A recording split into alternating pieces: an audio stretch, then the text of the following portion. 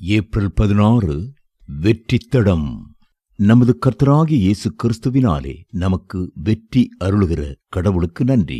1 கொரிந்தியர் 15:57. கிறிஸ்துவே தளபதி, நாம் படைவீரர். நம்முடையவை அணு, ரசாயன அல்லது நச்சு வாயு ஆயுதங்கள் அல்ல, ஆனால் ஆன்மீக படைக்கலன்கள். அவைகளால் நாம் எதிரியின் தளவாடங்களை தகர்த்தெறிகிறோம். 2 கொரிந்தியர் 10:4-5. பொதுவாக பிசாசு பார்க்க நன்றாகவே இருப்பான். என்ன செருக்கிறீர்கள்?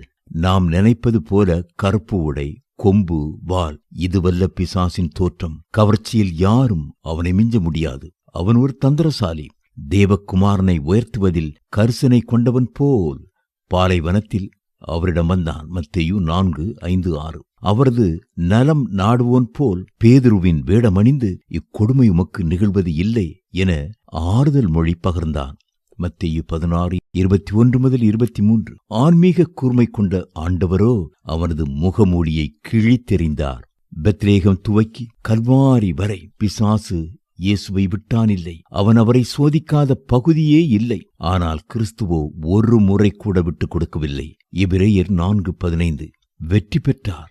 இதற்கு முக்கிய காரணம், அவர் தம்மைத்தாமே தமது தந்தையின் அதிகாரத்திற்கு முற்றிலும் அர்ப்பணித்து கீழ்ப்படிந்தார். தேவனே, சித்தப்படி செய்ய இதோ வருகிறேன் என்ற அர்ப்பணத்திலிருந்து அவர் பின்திரும்பவே இல்லை. எபிரேயர் 10:5-7. அதிகாரத்திற்கு அடிபணிவோரே அதிகாரம் செலுத்த முடியும். இயேசுவில் இத்தத்துவத்தை படைத்தலைவன் ஒருவன் தெளிவாய் கண்டான். விண்தந்தையின் கட்டளையின்படியே அவர் செயல்பட்டு கொண்டிருந்ததை நன்கு உணர்ந்தான். எனவேதான் கட்டளை வார்த்தையை ஒன்றும் போதும் என்றான். மத்தேயு 8:8-9.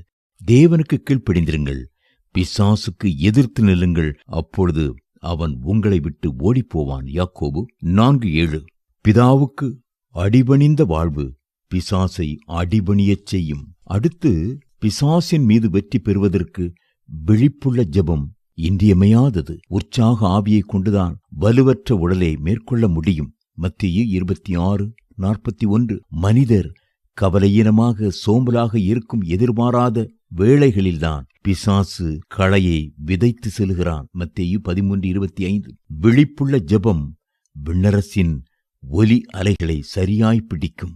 கிறிஸ்து ஜெபத்தின் மூலம் பொல்லாங்கனை மேற்கொண்டார். இயேசு இதைச் சொல்வாரா? அவர் இதை செய்வாரா?